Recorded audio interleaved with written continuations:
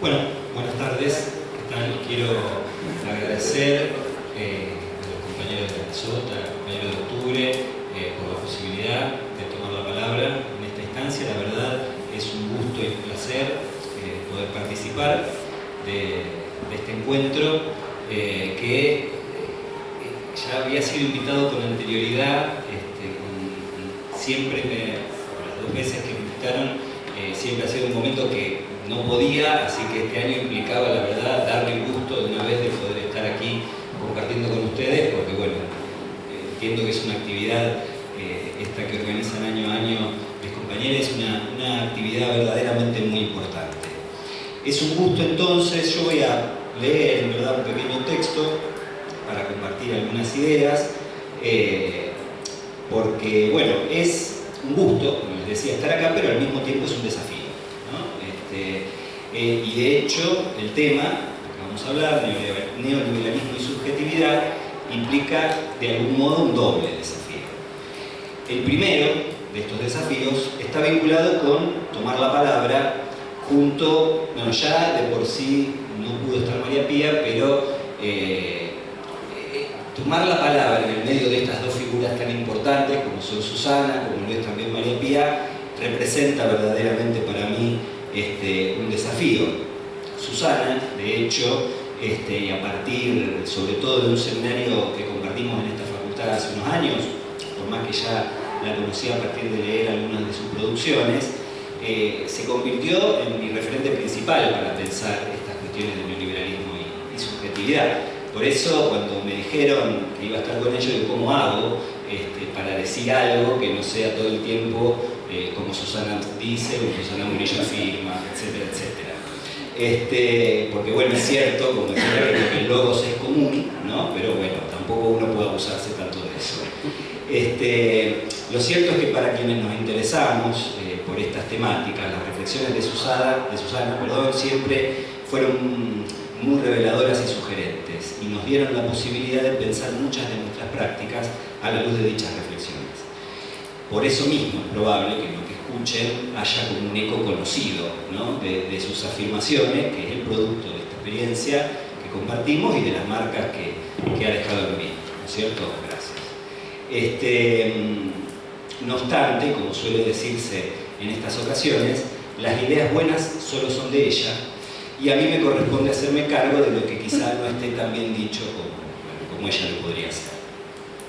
El otro desafío es operar alguna clase de recorte en un tema que se presenta como indudablemente muy vasto, con la intención de lograr transmitir algo medianamente concreto. En este punto, bueno, va a quedar en ustedes, ¿no?, la decisión de si este trabajo cumple o no con ese objetivo.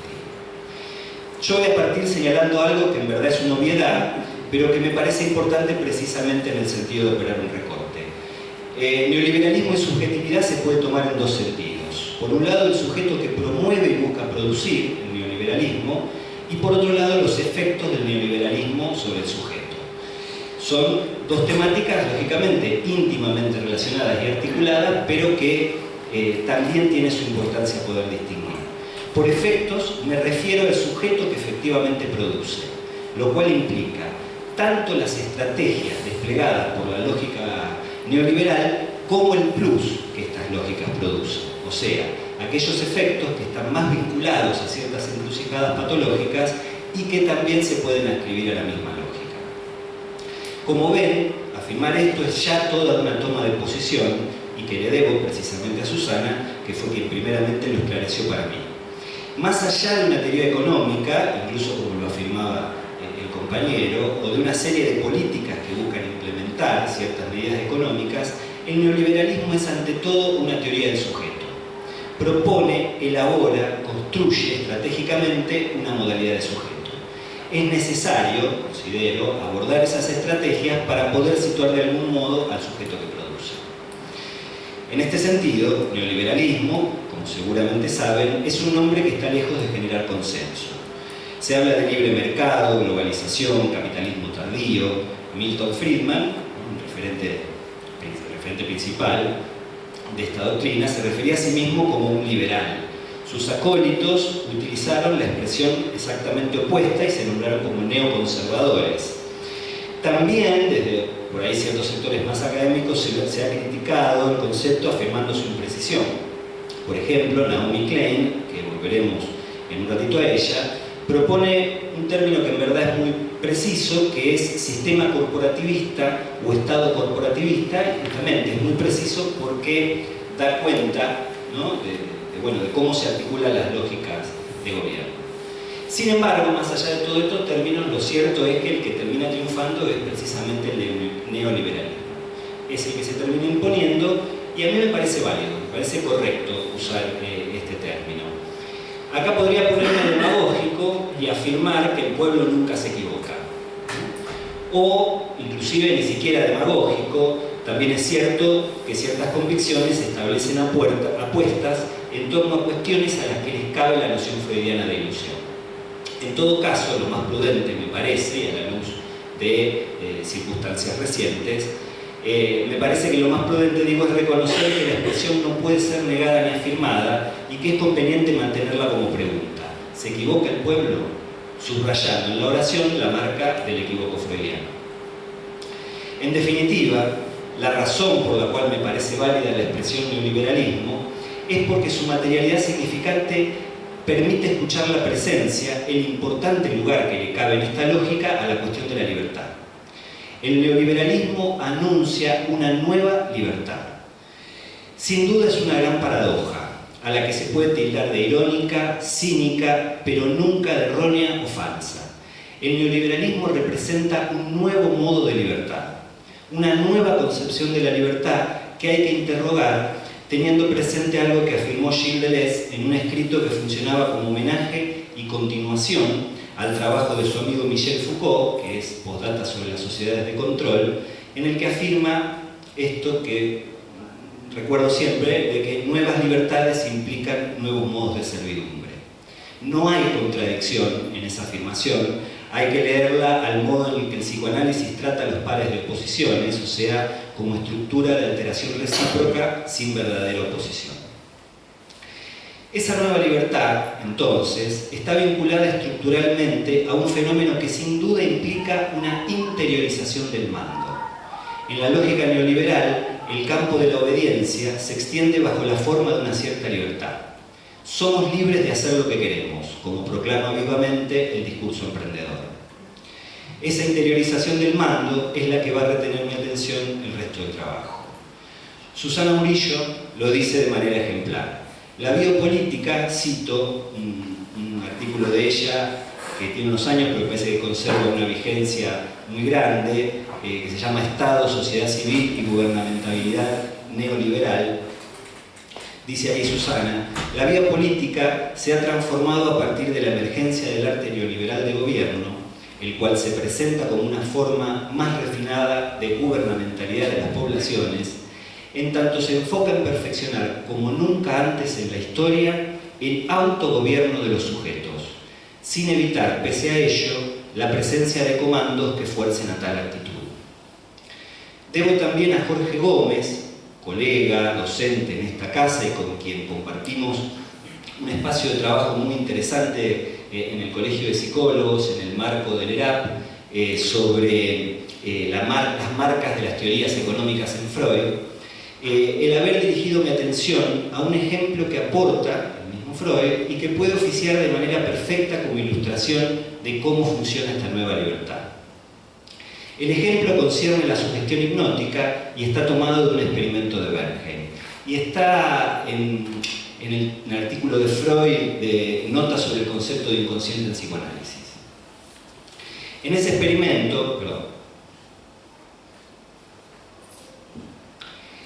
experimento, una persona es hipnotizada y luego despertada, ¿no? Mientras estaba en estado hipnótico, el hipnotizador le imparte la orden de ejecutar determinada acción en un determinado momento, por ejemplo, media hora después. Despierta de la sugestión y todo indica que se ha reintegrado a su plena conciencia y a su condición mental ordinaria. No recuerda su estado hipnótico y pese a ello, en el momento fijado, se impone a su espíritu el impulso de ejecutar la acción con conciencia, aunque sin saber por qué. Esto es buenísimo, porque es así, uno le dice, como lo trabajábamos, ¿no? El hipnotizador le dice, por ejemplo, abrir una ventana, entonces el hipnotizador se levanta, abre la ventana y cuando se le pregunta por qué lo hace, generalmente tiende a articular respuestas como porque quería, porque tenía ganas, ¿no? Dice Freud, parece imposible dar del fenómeno otra descripción que esta. El designio estaba presente en el espíritu de esa persona en una forma latente o inconsciente, hasta que llegó el momento fijado y le devino consciente. Pero no le afloró a la conciencia íntegramente, sino solo la representación del acto por ejecutar. Aún entonces permanecieron inconscientes todas las otras ideas asociadas con esta representación. La orden, el influjo del médico, el recuerdo del estado hipnótico, ¿no? Es verdaderamente un ejemplo de cómo funciona esta interiorización del mando que me parece brillante. Otro ejemplo que a mí se me ocurría, no tan ejemplar como este, valga la redundancia, es un chiste que se extrae, un chiste de humor gráfico que se extrae de la Crónica Diaria, que es de un humorista llamado Diego Parés, y en el que es una viñeta en la que se representa una persona ya anciana en una consulta con un médico, ¿no? Y esta persona le dice al médico, doctor, mire, me parece que me va a tener que recetar algo para la memoria, porque ya no recuerdo ni siquiera cómo es un asado. El chiste, pues uno se puede reír o llorar, en verdad, con el chiste, pero me parece que está muy bueno también, es un muy buen ejemplo de esta interiorización, porque incluso da cuenta de otro efecto, otra consecuencia de esta subjetivación del mando, que es el que tiene que ver con la culpabilización, ¿no? O sea, con lo que no sale como debería y que por lo tanto es responsabilidad mía, ¿no? Entonces, necesito algo para la memoria. Así funciona, se puede decir, esa nueva libertad, como una interiorización y subjetivación del mando. Ciertamente, como se pueden imaginar, esa interiorización no se ha producido de manera espontánea. Por el contrario, es el resultado de toda una serie de estrategias que nos tienen que resultar de particular interés, puesto que para su desarrollo ha sido crucial el despliegue de ciertos estudios psicológicos. Hay una profunda relación entre el neoliberalismo y psicología. Y acá vale una aclaración, porque me ha sucedido algunas veces que al plantear esta cuestión, algunas personas se han sentido un poco tocadas, ¿no? Y han sentido que tenían que salir a defender la psicología de algo que ciertamente para nada es un ataque, digamos. Lógicamente, esta afirmación no concierne a toda la psicología, sería un absurdo pretender totalizar de esa manera, sino a ciertos desarrollos, ¿no? Y si bien no resulta sencillo tener que admitir ciertas cosas, resulta más que necesario, creo yo, interrogarse sobre los límites del propio discurso y los alcances que posee para no terminar actuando al servicio de, sin tener noción alguna de esos alcances. Digo nuestro discurso porque por más que decidamos nombrarnos como psicoanalistas, no podemos despegarnos en verdad de este significante que nos marca en nuestra formación. No lo podemos renegar. Por otro lado, hablo de psicología, pero tampoco se puede afirmar con total seguridad que el psicoanálisis quede totalmente exento y a salvo. Como probablemente sepan, no hace mucho tiempo hubo un debate muy intenso en el seno del oficialismo psicoanalítico, la verdad no sé si se lo puede llamar así, pero bueno, me refiero a la Asociación Mundial de Psicoanálisis, presidida por Jacques Miller, que, teniendo como eje la coyuntura eleccionaria francesa, derivó en una discusión y en una muy inoportuna declaración sobre los populismos y la situación en Venezuela, incluso sobre Perón y Evita, ¿no? Deben estar al tanto. Igual, si tengo tiempo, ahora lo dejo, si tengo tiempo, después vuelvo sobre ese tema. Porque lo cierto es que la psicología ocupó y ocupa un lugar fundamental en estas estrategias, tal como da cuenta el preciso concepto Foucaultiano de gubernamentalidad, que condensa gobierno y mentalidad y que, como también señala Susana en el mismo texto que cité, es un complejo de tácticas, técnicas que desde diversos dispositivos se despliegan sobre los cuerpos individuales y colectivos y que tienen como efecto la construcción y la autoconstitución de sujetos en base a normas e ideales. Entre esas tácticas y esas técnicas, son unas cuantas, me voy a referir particularmente a una que en verdad considero crucial, pero a la vez es a la que vengo dedicando, o sea, a la que vengo investigando ya desde hace algunos años, que es el genocidio perpetrado en Argentina en la década del 70. Hay un vínculo estructural entre neoliberalismo y genocidio. Esto al menos es patente en la experiencia argentina, que, como seguramente ustedes saben, fue uno de los primeros lugares del mundo en que se pusieron en práctica políticas neoliberales concretas, ¿no? Primero fue Chile, después a partir de la dictadura de Pinochet, segundo fue Argentina. Me puedo estar olvidando algunos, pero es así. El neoliberalismo hizo su entrada formal en nuestro país con el golpe de Estado de 1976, cuestión que fue señalada e investigada en profundidad por Naomi Klein en su imprescindible trabajo La doctrina del shock.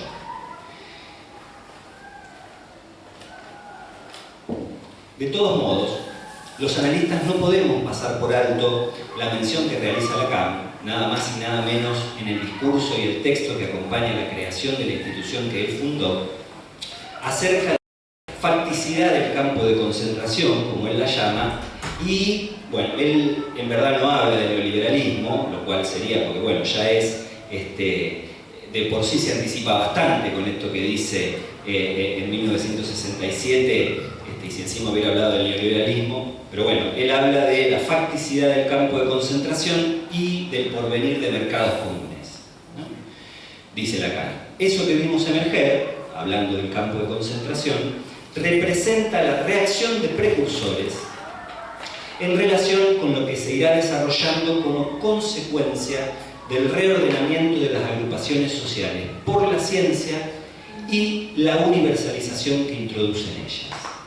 Nuestro porvenir de mercados comunes encontrará su contrapeso en la expansión cada vez más dura de los procesos de segregación. Yo creo que es totalmente anticipatorio esto, y bueno, después me voy a referir un poco más, pero con el ascenso de las nuevas derechas, digamos, la emergencia de personajes como Bolsonaro, parece que dan cuenta incluso con mayor precisión de esto, que es otro efecto sobre el sujeto, que es la incremento producto del neoliberalismo, digo, que es el incremento de los procesos de segregación. Es importante ver el genocidio como una tecnología de poder, en el sentido estrictamente Foucaultiano, que tiene como objetivo la destrucción de determinadas modalidades del lazo social para imponer otras, más acordes con lo que propone. Por más, ¿no?, que estemos acostumbrados, que se lo haya intentado presentar el genocidio, en general por los mismos perpetradores, pero en verdad no únicamente por estos, hay otras voces de las llamadas progresistas que muchas veces lo plantean de la misma manera, como una estrategia defensiva. En verdad, las acciones de los genocidas constituyeron la avanzada decisiva en la instauración de las lógicas neoliberales, como un remedio de la afirmación de Marx de que el capitalismo viene al mundo chorreando sangre y lodo. En este punto hay que reenviar al enorme trabajo de Naomi Klein, que mencionaba recién, y que muestra el vínculo estructural entre estas dos instancias. Apelando a la idea de la tortura como metáfora, Klein da cuenta de cómo el terror y el shock son elementos fundamentales para producir una subjetividad receptiva a las políticas neoliberales. Lo interesante es que Klein rastrea los orígenes de esta doctrina en los trabajos de un psiquiatra, Ewan Cameron, y un psicólogo, Donald Hebb. Y recuerdo ahora también algo que yo me enteré por Susana, que es el Premio Nobel de Economía que le entregaron en el año 2000 a un psicólogo, ¿no?, Daniel Kahneman. Ya hay tres. Bueno, sigo aumentando la lista. Bueno, Cameron y Hebb desarrollaron toda una serie de experimentos horrorosos, sin duda, tanto en el ámbito universitario como en el ámbito manicomial y patrocinados por la CIA, que están, bueno, desarrollados en este texto de Klein, que en verdad no voy a desarrollar más, pero que sí señalo que a mí me parece imprescindible la lectura para comprender muchas de las derivas del mundo actual. En cambio me voy a referir, y ya para ir cerrando, a un documento que oficia como prueba en sentido doble. De un lado señala justamente el lugar crucial de ciertos desarrollos psicológicos para estas doctrinas. Por el otro, da cuenta de cómo la metodología del terror implementada en Argentina es el producto de una planificación detallada. Se trata de un documento de circulación interna del ejército argentino, fechado en 1968, unos cuantos años antes del golpe, y que es, lo tengo acá, un reglamento de operaciones psicológicas, ¿no? Es un manual, en verdad, operaciones psicológicas sin P, ¿no? Psicológicas, una grafía un poco antigua, pero que podemos usar también como divisoria de aguas. Claro, que no tiene autor, o sea, esto fue editado en 1968, no tiene autor, lo firma el coronel Edgardo Benjamín Carloni, que en realidad fue dado de baja por Cristina en el año 2013, o sea que continuó haciendo su actividad en el ejército, y que se constató que es traducción de un original francés, ¿no? Y que en Chile supuestamente también se hizo otra traducción. Tampoco se sabe quiénes participaron de la traducción. De todos modos, fíjense, porque la doctrina del shock, o sea, Klein nos da cuenta de una de las líneas giratorias que marcaron la metodología del terror, la Escuela de las Américas, y el manual de operaciones psicológicas es la marca de la Escuela Francesa, que es la otra gran influencia. Exacto, Indochina, Hegel, exactamente. El reglamento tiene un desarrollo conceptual vasto y minucioso que vale la pena verdaderamente estudiar. En verdad lo está haciendo en este momento una colega y amiga muy querida, Adriana Taboada, pero yo me voy a limitar a compartir con ustedes un solo párrafo de la introducción, ¿no? En donde sitúa, en el marco de estas operaciones psicológicas, lo que define como acción psicológica, ¿no? Y dice: la acción psicológica podrá ser empleada precediendo, acompañando y o sucediendo a un conflicto armado. La lucha psicológica se transforma así en permanente, universal y total. Permanente en la polis, por lo tanto, entiendo yo, está sujeto a los mismos riesgos. Lo cual en principio implica que hay que estar atento a los límites del discurso que se sostiene, ¿no? En este sentido, lo mismo. En última instancia, como aprendí también en esta facultad, y como se desprende de la obra de Lacan, el discurso analítico es el reverso del discurso del amo, pero no del discurso capitalista. Y con eso termino. Gracias.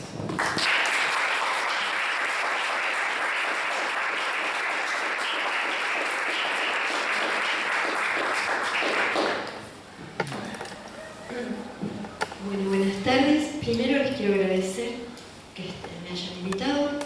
Se me fue en la cabeza. De aviso, lo que hablamos hablábamos de Winnicott. Ella me explicaba a mí Silvia algo de Winnicott. Segundo, agradecerle a los compañeros el que me hayan tratado también. Y bueno, si hubiera sabido lo que le iba a decir, ya tenía un montón de cosas que hubiera dicho. No solo hay pruebas, yo trabajo documentalmente con documentos, ¿no? Es decir, en 1950, no estaba escrito esto lo que iba a decir, pero quiero confirmar lo que vos decís.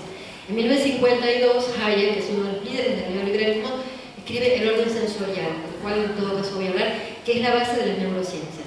Pero al mismo tiempo, David Rappaport, de Nueva York,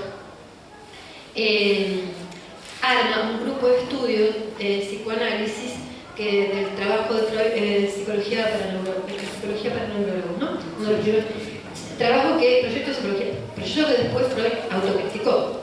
Bueno, sin embargo, a partir de ese grupo que se arma David Rappaport, se generan dos grupos, los dos que van a inscribir al psicoanálisis dentro del área de las neurociencias y a tratar al inconsciente como elementos que están situados en partes del cerebro. Y de ahí sale el premio Nobel a Kahneman y el premio Nobel a Kandel, que son dos premios Nobel, son tres. El primero en el año 2000 es a Kahneman por su trabajo en relación a las sinapsis neuronales en situaciones de decisión del mercado.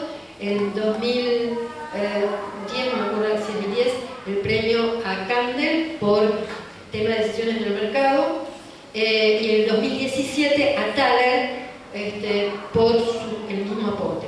Los 3 psicólogos que han vinculado directamente, han ubicado el inconsciente en el cerebro, olvidando que Freud, en Pulsión y Destino de Pulsión, nos enseñaba que términos como inconsciente eran términos teóricos, y que los términos teóricos no aumentan una cosa que está ahí, sino que está hablando, es una construcción que hace el investigador para dar cuenta de fenómenos fácticos. Bueno, esto es como, no es que todo el psicoanálisis, pero que hay, sí, efectivamente, una línea que ha sido cortada claramente por el psicoanálisis, y que, bueno, y esto está ligado al neoliberalismo, lo voy a explicar tratando de resumir, porque como siempre me extralimito a lo que escribo. Bueno, yo quería partir de que para comprender el neoliberalismo me gustaría partir de una ontología histórica que la tomo de Canguilhem, según la cual la condición humana, a través de toda práctica social, en toda práctica social, late la vida, que la vida es, siguiendo a Canguilhem, creo, la actividad creadora fundamental, una sobreabundancia de ser que constantemente, frente a la precariedad del cuerpo propio, frente a lo inevitable de la muerte, frente a la errancia del propio ser, crea el lazo social que se despliega históricamente de modos diversos. Con esto quiero que tratemos de pensar en la vida como el elemento fundamental, porque una de las cosas a las que me lleva a mí de tantos años de vivir yo leo documentos de los neoliberales, es a perder de vista la vida y la creación que siguen ahí. Y en este punto, escuchándolo, recordé el concepto de hegemonía de Gramsci, que implica coerción y consentimiento, pero también lucha. Para que haya hegemonía tiene que haber lucha. Entonces, esto me parece que es muy importante, porque ahora voy a entrar en analizar algunos aspectos de la matriz del neoliberalismo, de cómo opera la subjetividad, y quiero que no nos olvidemos que, ante todo, igual está la vida, y la vida es creación, sobreabundancia de ser y lucha. Esto, conduce de alguna manera a lo que nos enseñaba Freud respecto de la pulsión de vida y la pulsión de muerte. En este punto pienso al neoliberalismo como un modo transitorio, solo transitorio, de neocolonialismo en primer lugar, que intenta gobernar a las poblaciones haciendo centro en la pulsión de muerte. Para esto articula corrientes diversas que incluso tienen fuertes disensiones internas, que intentan construir un proyecto civilizatorio. Cuando digo, fíjense que siempre digo intentan, porque sigo pensando en Gramsci y en Canguilhem. ¿Qué quiere decir proceso civilizatorio? En Canguilhem alude al intento de producir profundas transformaciones de los comportamientos y de la sensibilidad humana. Es decir, uno de los blancos del neoliberalismo es esto: la sensibilidad de los comportamientos, el espíritu, decía Iván. ¿Sí? Yo creo que ellos leyeron a Gramsci tempranamente y se dieron cuenta, creo no, están en los documentos, tenían que hacer una revolución cultural. Lo que el mamarracho dice, la revolución cultural actualmente, es muy viejo, es de la década de 1930, y lo tomaron en realidad del maestro Gramsci.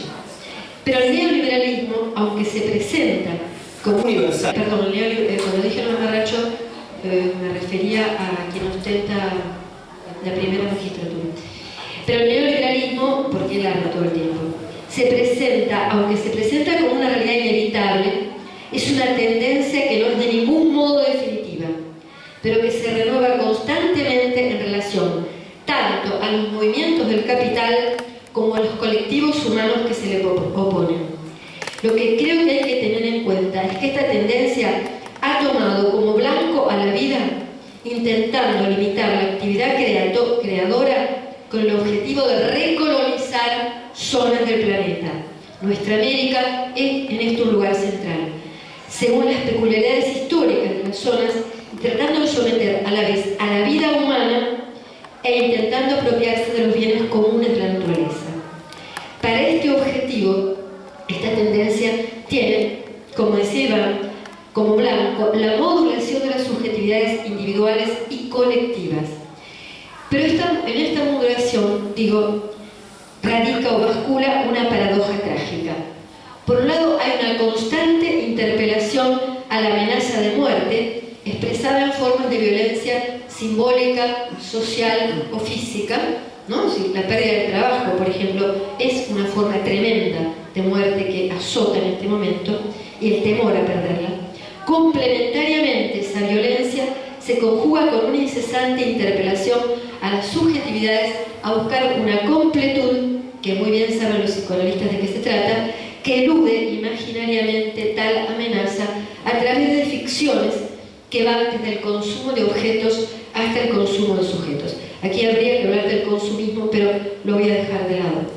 Siempre, a lo largo de la historia humana, la amenaza de muerte ha estado presente. Pero la característica, una de las innovaciones del neoliberalismo, es que se centran en incentivar diversos modos de la pulsión de muerte y en ese sentido a incentivar profundamente el narcisismo, ¿no? A fin de deteriorar de modo calculado la articulación del lazo social. Esta articulación entre violencia e interpelación a la completud imaginaria tiene varios núcleos. Yo, si los aburro, corto algunos de los núcleos, ¿sí? Uno de los primeros fue ya previsto en 1871 por la escuela austríaca frente a los levantamientos populares, frente al Capital, que se había escrito en su primera edición en 1867, por un austríaco quien elabora lo que se llama la teoría subjetiva del valor. Es algo que tiene vigencia actual ahora más que entonces, y se difunde, la cual los bienes, ellos no dicen mercancía, los bienes valen en tanto ellos tienen un significado para los sujetos.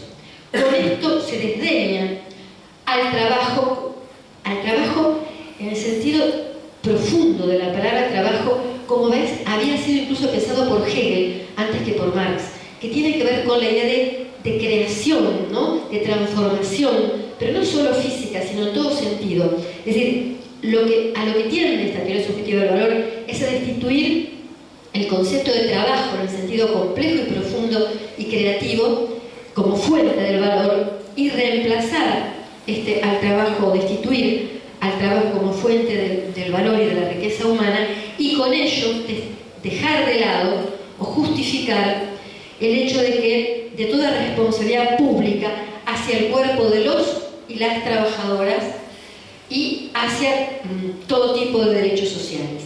De este modo se construye una de las bases de una estrategia discursiva que intenta legitimar la anulación de toda exigencia de derechos colectivos, y no solo legitimar en el sentido común, ¿no? Que esto es lo importante, así como la autorresponsabilización, como decía Iván, de cada individuo respecto de su propia vida y su propia muerte, con lo cual la salud entonces queda en las manos de cada uno.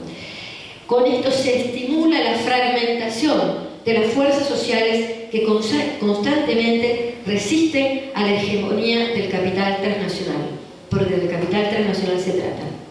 Pero más importante aún es considerar que a través de la difusión de esta teoría subjetiva del valor, que no tiene fundamento científico, pero que se presenta como tal, emerge el intento de modular el deseo, y con ella la tentativa de intervenir en lo más profundo del proceso de hominización, que ustedes como psicólogos o psicoanalistas saben qué importante es. Esta interpelación es una innovación en la forma de ejercicio del poder. El poder ya no se centra en el disciplinamiento de los cuerpos, como decía Foucault, hablando del periodo del capitalismo industrial, sino que ahora apunta con mayor profundidad, de algún modo coincidiendo con lo que decía Iván, a la constitución subjetiva centrada en la identificación inconsciente.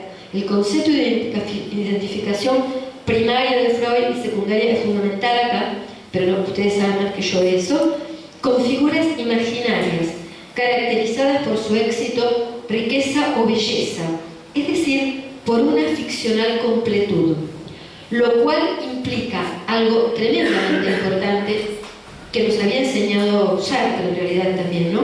Implica la denegación de la propia finitud a través de la alienación del propio ser en la identificación con un amo internacional vacío de rostro en el que late, algo que nos enseñaba Marx en los Grundrisse, en el que late el espectro del dinero que fetichiza la conciencia social.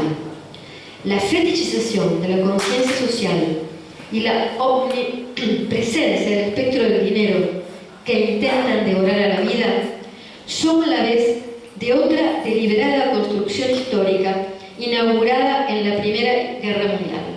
Para entender al neoliberalismo hay que apelar a la historia y hay que darse cuenta que es una avanzada al momento del capitalismo que tiene una larga historia, que se desbloquea en los 70. Pero hay que entender estos núcleos, estas matrices. Entonces, digo, en la Primera Guerra Mundial nacía de la mano de Walter Lippmann la propaganda. Y acá voy a remitirme a algo que recién decía Iván. Lippmann estuvo ligado desde la Primera Guerra Mundial hasta mucho después de la Segunda Guerra Mundial a diversos organismos del Estado norteamericanos vinculados a los procesos de guerra. Durante varias décadas y además fue autor del concepto de Guerra Fría. Lippmann encarna hay varios textos de Lippmann de 1919, 1922, donde él habla de la creación del público, de la opinión pública, encarna la construcción de la estrategia que tiende a que en las sociedades actuales una clase gobernante, un grupo gobernante, sea capaz de organizar a las masas que son caracterizadas como irracionales a través de construirlas en consentimiento.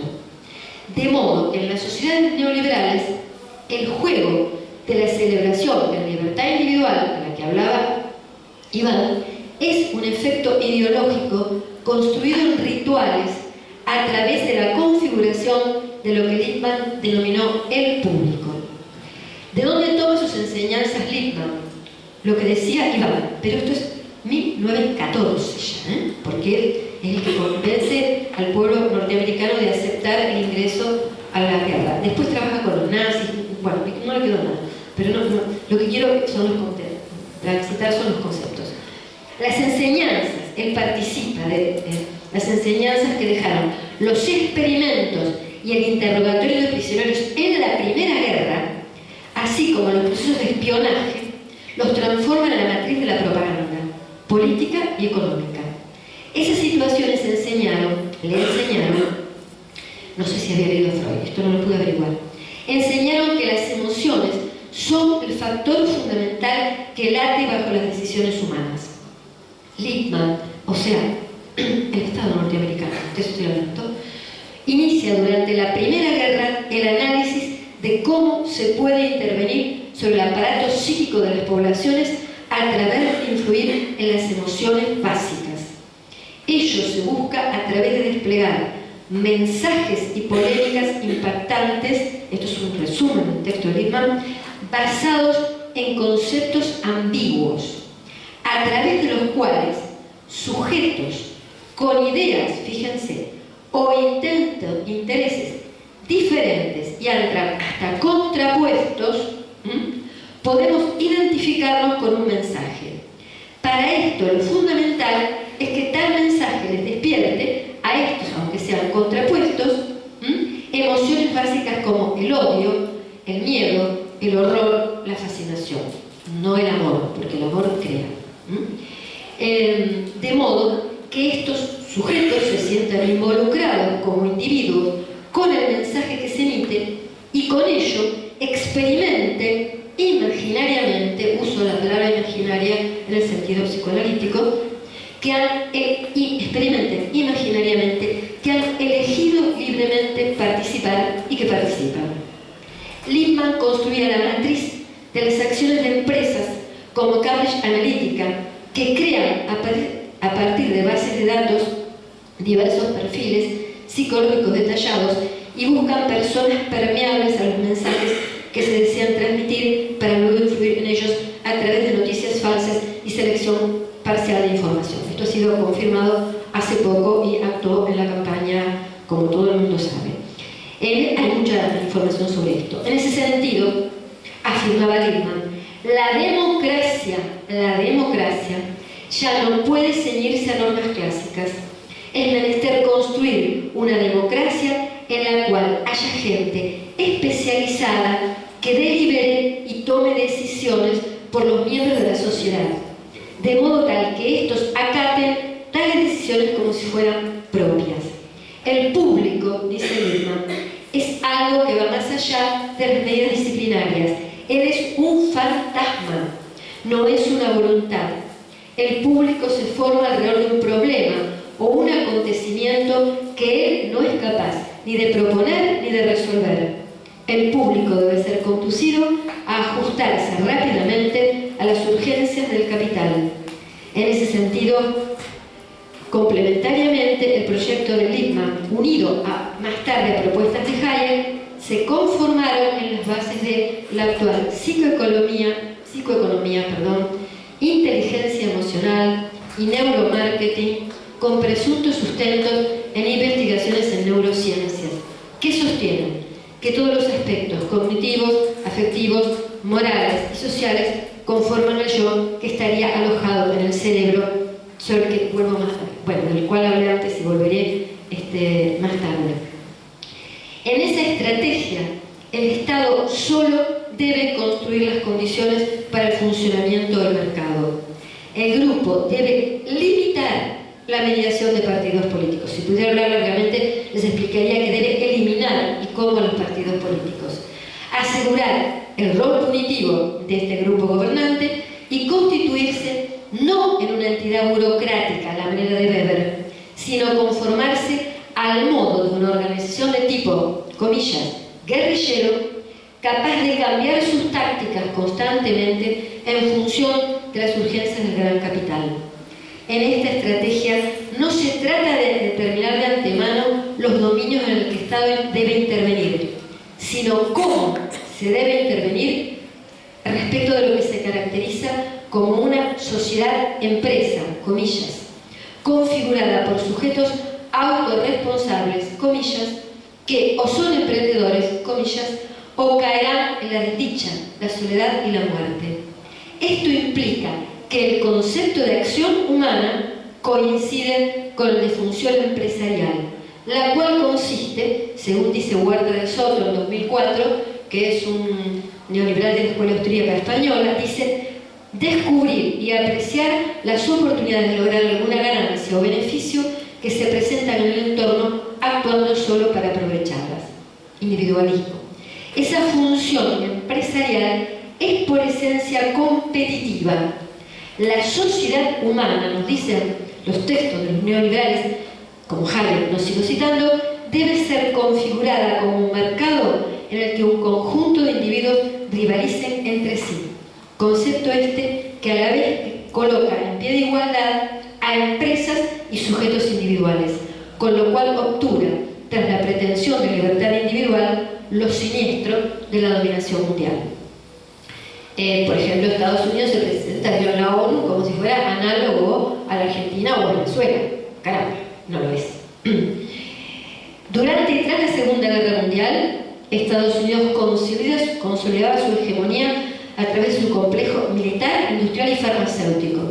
Al mismo tiempo se conformaba en Suiza la Sociedad Montpellier, que retomaba la estrategia liberal que ya había sido desplegada en 1938, con el fin de reorganizar las luchas de las corporaciones occidentales por la hegemonía mundial.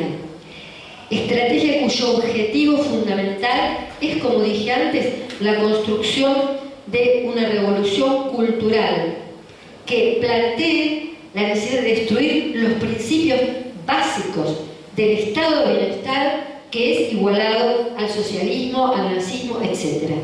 Y reconstruir, esto es importante, reconstruir los valores de las poblaciones basados en la centralidad La estrategia tiende a la articulación internacional de innumerables tanques de ideas que difunden prácticas y conceptos del nuevo liberalismo, para lo cual desde la sombra colocan a sus hombres claves, le hace López Murphy, le hace Cavallo, etc., Fundación Mediterránea, o acá tienen Fundación Libertad. Esos hombres claves que salen de ahí, van a ocupar determinados lugares en la sombra y desde allí intervenir, influir y presionar en las políticas. O sea que ejercer la relación política es un duro trabajo de lucha y de presión que tenemos que tener en cuenta para no creer que nos espera un paraíso, sino para saber que tenemos que pelear, que hay que seguir, que pelear. Cuando digo pelear no digo pegarle a nadie, quiero decir pelear con la palabra, pelear con el pensamiento, pelear con la convicción, o hacer, como hace una amiga mía, micropolítica en el subterráneo, que después se lo cuento cómo se hace eso, y a la cual me dicen intervenir a mí, y yo se la hice bien. Bueno, eso está muy bueno, muy divertido, hay que hacer. La estrategia tiende, digo, la articulación internacional de esos tanques de idea para colocar hombres clave en distintos lugares a fin de modular todas las dimensiones de la vida humana. En esta estrategia se incluye la visita del señor Hayek, líder de la escuela austríaca y miembro de la de Chicago, que viene en 1956 y se entrevista con Aramburu, al tiempo que nuestro país ingresaba al Fondo Monetario Internacional. O sea que no llegaron en el 70, llegaron en el 55 con los bombardeos de la Plaza de Mayo y de Córdoba. Yo recuerdo que yo vivía en Córdoba y me moría de miedo. Era muy chiquita, pero me moría de miedo.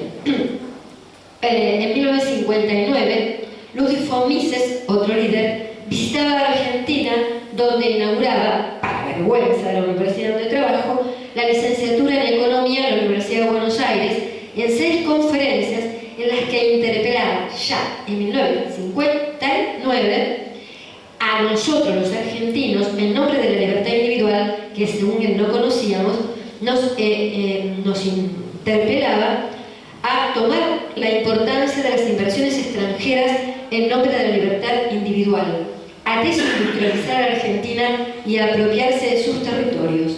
El fin es claro cuando uno lo lee: ahogar la soberanía económica, cultural y política de nuestro pueblo. Eliminar la memoria, como también dijo Iván, es fundamental. Y a través de la desocupación no es solo un fenómeno económico, la desocupación te genera terror y humillación, y a través de esto sumisión al amo. Y renuncia inconsciente a la exigencia de derechos sociales. La década de 1970 trajo consigo finalmente lo que dice Naomi Klein, lo que citaba Iván, el avance de los proyectos neoliberales en el campo de las políticas concretas. Ahí está, en 1973, el golpe de Estado en Chile. Al mismo tiempo, David Rockefeller impulsaba la creación de la Comisión Trilateral, cuyo documento fundamental de 1975 plantea un aspecto central de la tendencia neoliberal que ya había sido anunciada por Lindman: la necesidad de limitar la democracia, sobre todo en los llamados países subdesarrollados. Después les averiguo algo respecto a esto. A fin de gestar gobernabilidad, término que se acuñaba en ese documento y que todo el mundo usa de manera acrítica y sobre el que hay que volver. A la vez, en 1978, el Banco Mundial iniciaba una campaña por la internalización de las economías en tiempos en que la financiarización de la economía mundial y su resguardo en paraísos fiscales acentuaban los procesos de recolonización a partir de la creación de las deudas. Escuché al ex vicepresidente de JP Morgan hace un par de días que explicaba que estos paraísos fiscales guardan los dineros mal habidos de los ricos de los países del tercer mundo, porque en el llamado primer mundo, o sea, los países industrializados, no se pueden escapar y no pagar impuestos.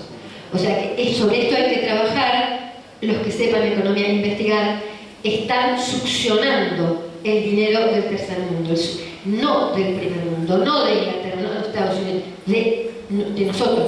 Esto es importantísimo. Lo dijo el ex vicepresidente del JP Morgan. También, yo no soy economista, pero si hay alguien que quiera estudiar economía, hágalo.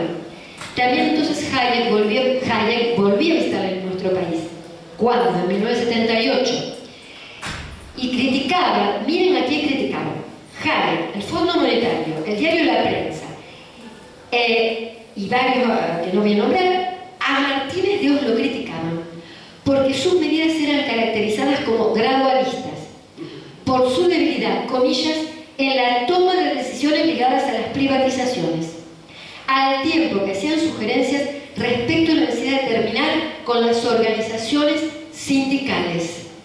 Frente a lo cual el dictatorial ministro respondía que una cosa era hablar desde la cátedra y otra desde el Estado, y que la implementación del shock, le tendrían que aplicar la doctrina del shock que habían aplicado en Chile y él no quería, que se le requería, podía ser perder en lo político lo que se había ganado en la lucha contra la denominada subversión.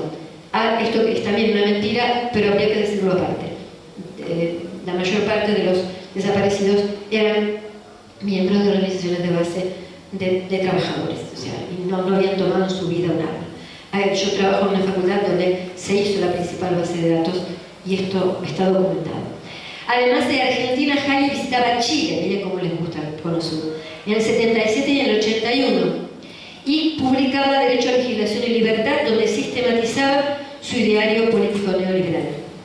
Ahí, que bueno, es terrible de ver eso, ahí retomaba las premisas que ya enuncié antes, a las que agregaba un supuesto que venía trabajando desde 1952 en un texto que todos los psicólogos deben leer, un texto que se llama El orden sensorial en castellano, en el cual aparece el concepto según el cual los seres humanos somos básicamente irracionales. Bueno, acá desarrolla toda una teoría acerca de cómo esa irracionalidad tiene que ver con una herencia genética para no aburrirlos, y finalmente se construyen mapas neuronales que generan mapas o estereotipos conductuales, y para no aburrirlos con la descripción, lo que él proponía es, frente a esto, crear modelos en las ciencias sociales. ¿Qué quiere decir un modelo? Es una construcción abstracta que deberían aplicarse a modo de experimento social. ¿Esto qué significa? Que crear determinadas condiciones a nivel social para ver si, creadas esas condiciones, ciertos patrones conductuales esperables emergían en ciertos segmentos de población. ¿Se entiende lo que digo? Pero estoy diciendo muy rápido o no se entiende nada. ¿Sí? Eso es un experimento social. Eso fue el experimento Chile. Y esto es el experimento Argentina. Y esto es el experimento a través del cual venden un producto como, qué sé yo, no sé, un celular. O sea, creas ciertas condiciones de terror, de esto, ciertas condiciones que despiertan ciertas emociones que repercuten, que generan asociaciones de carácter inconsciente, me da vergüenza hablar así aquí, y eso hace que te identifiques con determinado modelo, determinado mensaje, determinada figura. Vos y yo podemos pensar absolutamente distinto. Yo puedo ser, por ejemplo, una persona pobre que voy a trabajar a limpiar tu casa. Y vos podés ser una persona rica, ¿no? ¿Qué sé yo? Pero determinadas imágenes producen en nosotros determinadas, a nivel, ellos dicen, a nivel del sistema nervioso, determinadas emociones de odio. No me gusta decir esa palabra que ellos usaron, usaría otra. Bueno, la palabra es igual, ¿no? De odio, de rechazo. Y eso hace que inconscientemente, esto, bueno, no lo puedo explicar largamente, quiero que se entienda nomás el concepto. Esto hace que a nivel inconsciente nosotros reaccionemos sin saber que lo estamos haciendo frente a determinadas situaciones. ¿Se entiende? ¿O fue muy confusa? Yo, para no hacerlo tan largo, porque la explicación es larga, los tipos se toman mucho tiempo para macanear con esto. Yo descubrí después cómo lo dicen, pero no les puedo contar cómo lo dicen. Bueno, pero todo esto ellos dicen que se basa en la evolución genética. Para lo cual comenzaron, a partir de la década de 1980, a desarrollar tecnologías de mapeo cerebral en base a las cuales ellos sostienen que pueden conocer efectivamente dónde se localizan todas nuestras emociones, valores de carácter cognitivo, afectivo, moral, social, etc., que pueden ser inhibidas o estimuladas a través del aprendizaje. En realidad, yo trabajé mucho investigando sobre las investigaciones profundas, los que hacen mapeos cerebrales. Me metí con las dendritas y los axones, porque bueno, es un tema que me gustaba, porque bueno, estudié bioquímica como primera carrera, entonces me metí con eso, y en realidad los que trabajan en serio en investigación sobre esto no tienen nada, hasta donde yo puedo entender. Solo dicen como conclusión que podría en el futuro, a lo mejor, tal vez, mejorarse la condición de alguien que tiene Alzheimer o que está en coma, hasta ahí llegan. Lo que pasa es que esto, como dice un psiquiatra francés, Ehrenberg, esto es trasladado, entre otros por Kahneman y los que nombré antes y otros muchos, a partir de las investigaciones de Hayek, es trasladado a lo que se llama el programa fuerte de las neurociencias. Y el programa fuerte de las neurociencias lo que intenta es intervenir en campañas políticas públicas y en campañas de marketing para modular modular el deseo de las poblaciones de modular en realidad las demandas, ¿sí? En realidad, modular emociones, valores y formas de cognición. Y frente a situaciones de angustia que tienen que ver con las situaciones mismas que generan toda la situación económica, política, etc., el uso de fármacos y terapias cuyo criterio de salud es la adaptación exitosa al medio, algo que el psicoanálisis efectivamente sí rechazó como criterio de salud. Se trata, por eso, cuando alguna corriente psicoanalítica te dice que se basa en la neurociencia y que la salud y la adaptación exitosa al medio, bueno, habría que preguntarle si eso es realmente psicoanálisis. Entonces, esto se utiliza en la salud mental, pero también en la criminología, en el marketing empresarial y político, pasando por la actual estrategia educativa que me preocupa muchísimo, que se llama inteligencia emocional, por la cual se interpela a padres y maestros respecto del gobierno de las emociones de los niños y los adolescentes. Esto es algo que hay que tener en cuenta fuertemente. El programa de las neurociencias, el programa fuerte de las neurociencias, implica un proceso de fetichización de las tecnologías que, por un lado, multiplica nominalmente los denominados desórdenes conductuales y, por otro, promete calmar todo dolor humano ficcionalmente, porque, como dijo el compañero antes, esto es imposible. Este proceso es parte de la estrategia global destinada a intervenir en los sujetos y poblaciones a fin de ejercer influencias empresariales y políticas. Por ello, una de sus tácticas radica en presentar a todos los sujetos del mundo como enfermos reales o potenciales y por eso en objeto de intervención. No obstante, desde una perspectiva seria, como dije antes, estas investigaciones, bueno, no voy a hacer, tengo una serie de críticas epistemológicas a estas investigaciones que lo voy a dejar. Para acortar, porque como siempre me alargué, lo anterior se complementa con exploraciones en el campo de la psicología a fin de modelar la toma de decisiones en el campo de la economía y los fenómenos empresariales. Y acá están las investigaciones que mencioné antes y los que son legitimadas por los premios Nobel. A Eric Kandel, a Daniel Kahneman y a Richard Thaler, que el año pasado publicó el libro Portarse Mal, que si lo quieren leer, leanlo. Yo les digo, es terrible. Es terrible, y aparte vos no le encontrás el fundamento, es tremendo. Yo los soporto porque tengo una parte mía. Bueno, no, por eso ahora leo a otros también. Bien, pero lo importante acá es que estos 3 premios Nobel,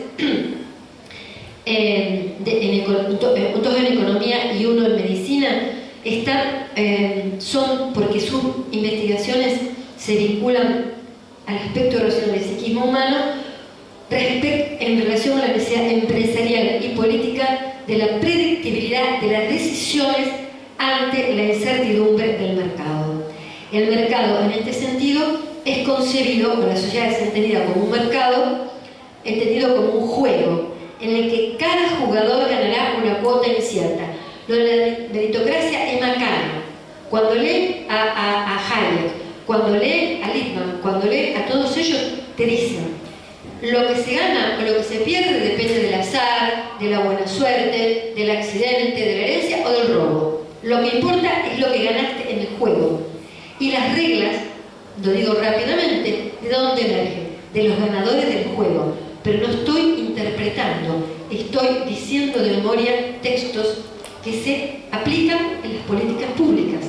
Imagínense ustedes esto, lo que significa para un sujeto que se ha quedado sin trabajo. Yo he trabajado en La Matanza, en el Hospital Parisien, no como psicóloga, porque yo nunca trabajé como psicóloga, sino con los psicólogos y con los médicos, y ahí aparecía la sensación de culpa en los varones, sobre todo en los 90. Los intentos de suicidio, una serie de cuestiones de violencia que el equipo de salud mental que descubrió, que encubría una tremenda depresión, que a su vez que estaba ligada a qué cosa, al fenómeno de haber perdido el trabajo y el lugar en la familia. Amo especialmente eso porque yo era maestra en La Matanza hace muchos años, y aquellos hombres que entraban con ataques al corazón o porque habían atacado a alguien con un arma, habían sido mis alumnos hace muchos años. Ya no eran obreros como sus padres, sino ahora esto es una tragedia social que tenemos que revertir, y para eso tenemos que pelear y bancarnos en estas cosas que ya. Entonces, lo que quiero decir con esto es que acá no hay mérito. Acá lo dicen ellos textualmente. Esto es un juego, y el que gana en el juego es el que impone las reglas del juego. Entonces, coincido con Iván, basta de hablar mal de Macri, porque si no nos perdemos el núcleo del asunto. El problema es la estrategia que este tilingo viene a encarnar. Perdonen, este tilingo encarna esta estrategia porque tiene características, como decía Hegel, hablar de los grandes hombres, decía grande hombre, ¿no? Decía Napoleón, si no era Napoleón era otro, era el proceso histórico que estaba a ese sujeto. Bueno, si no era este, hubiera sido otro. Basta de hablar de Macri, porque si no, nos pueden engañar y meter a otro lugar. La ponen a María Eugenia del Mar, ¿no? Yo digo, perdón, así la llama esta prima. María Eugenia del Mar. Digo, o otro le ponen, ¿sí? Otro le ponen a la reta. Bueno, en fin. Entonces, esto es muy importante tener en cuenta. Lo que importa acá es que la sociedad para ellos es un juego, solo basado en la competencia. No hay para ese juego ningún fundamento del lazo social más que el que gana, digamos, en el juego. Este razonamiento circular que aparece en los documentos y en los textos que leo constantemente se derrama constantemente en el sentido común, pero no porque tengan argumentaciones serias, sino en base a la eficacia de sus difusores. Y quiero decir algo de esto. La argumentación despiadada, guaranga, grosera, digo, grasa militante, o no sé, ¿por qué votaron? Esto les pasa por votar. Toda esa forma grosera y guaranga de hablarnos está calculada, porque el que habla de esa manera grosera, descuidada, guaranga, hasta uno diría que parece que hablan que estuvieran locos, ¿no? El otro día no me acuerdo qué decía. Bueno, todos les dicen, esto es un habla calculada, porque cuando el habla es tan despiadada, tan grosera y tan guaranga y tan mentirosa, termina haciéndole sentir al otro que el que habla está en un lugar más allá, en un lugar de cierta impunidad, y que uno está en el lugar del humillado y que uno no puede nada frente a ello. Constantemente hay que recordar que La República de Platón fue el libro de cabecera de Pinochet y de muchos dictadores. No es casual que esta gente cite tanto a la barca y al barco. Bueno, eso sería hablar de Platón, pero tiene que ver con Platón, pero se los cuento otro día, ¿sí? Lo que hay que acá hacer es naturalizar en el sentido común la inevitabilidad e impunidad de los ganadores en el presunto juego del mercado. No han ganado. El juego del mercado tiene un aspecto productivo, interpela las subjetividades a la búsqueda de una completud imaginaria que salva a través del consumo de bienes, sean estos materiales, inmateriales o humanos. Búsqueda que fracasa de modo inevitable, no hay completud, y que por lo tanto genera un círculo vicioso, una angustia social que se percibe en la vida cotidiana. Bueno, corolario de esto es, por supuesto, en primer lugar, el hecho de que la justicia distributiva es una ilusión semántica. Acá cito otra vez a Hayek, pero ustedes lo conocen porque hay un ministro que ha dicho aquello de la ilusión del plasma tiene que ver con que la justicia distributiva es una ilusión semántica de origen tribal, ¿no? Atávica de origen tribal, que quiere darle oportunidades a quienes no han sido exitosos en el juego, cita textual. En esa clave, la construcción del sentido común, falta poco, yo termino, requiere alejarse de toda moral universal. Así lo dice Hayek. La actitud moral que este orden requiere es que se compita, guiado solo por las señales abstractas de los precios y no dando preferencias motivadas por opiniones sobre méritos o necesidades de aquellos con quienes se trata. Actitud moral que hay que difundir a nivel moral, a nivel mundial, para evitar que el Estado otorgue por la fuerza a los menos exitosos en el juego aquello que no pudieron obtener en el juego. Citas textuales de las páginas. En esa clave no solo se eliminan derechos sociales, sino que se abre la puerta a la destitución de las relaciones políticas, a la destitución de las relaciones de amor, así como a la naturalización de la ubicación al frente de los dispositivos estatales a empresarios y gerentes ligados al éxito del juego del mercado y la eliminación de las relaciones políticas. Para ir terminando, este complejo profundo de procesos está basado en los modelos de la guerra, tal como culminó Iván, que implican el ejercicio calculado de la violencia a través de experimentos sociales. Ellos parten de la idea de Hayek acerca de que es posible construir modelos de acciones a desplegar sobre una población con el fin de que ella modifique sus valores. Los modelos, si bien no podrían predecir con exactitud las conductas individuales, sí podrían construir condiciones dentro de las cuales emerjan ciertos patrones conductuales. Esta idea se completa a partir de experiencias de lavado de cerebro y torturas, ya lo dijimos, que parten del supuesto de que someter a los humanos a situaciones de terror e incertidumbre permiten desestructurar sus valores e imponer otros nuevos. La hipótesis fundamental que subyace a ellos es que las sensaciones de terror gestan una situación de indefensión subjetiva que posibilita la regresión del aparato psíquico a posiciones primarias que permiten la identificación con imágenes que prometen ficcionalmente la completud que se muerte. El despliegue de situaciones de terror posibilitaría a nivel social la aceptación paulatina de valores que las mayorías no hubiesen reconocido años antes. Es lo que hicieron en Chile. Y es lo que no les dejaba hacer Martínez Dios del todo acá. Se completa así, por eso tuvo que terminar el otro, la acción que empezaron ellos. Se completa así el intento de gestar esa revolución cultural cuyo núcleo radica en la naturalización de la desigualdad, la incertidumbre y la pobreza. Bien, y el intento de destruir los grupos contrahegemónicos de nuestra América, que sin embargo siguen luchando.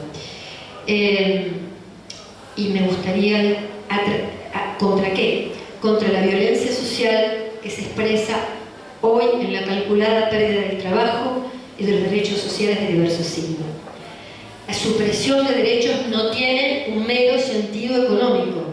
Ella apunta en el cuerpo de los sujetos experimente la sensación de subalternidad, a que la humillación deliberada geste la aceptación de la subordinación a una clase hegemónica cada vez más concentrada.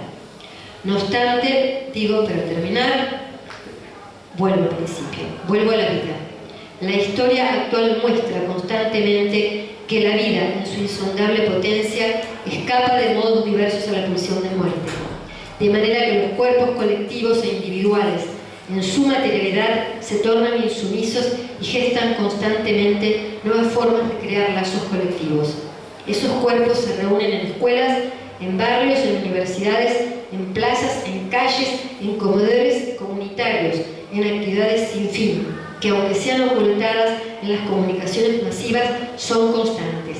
Ellas parten de la potencia de la vida que se encarna en los cuerpos y en las memorias de derechos que los argentinos tenemos. Ellas conforman un contrapoder rizomático frente a esa tendencia centrada en la muerte.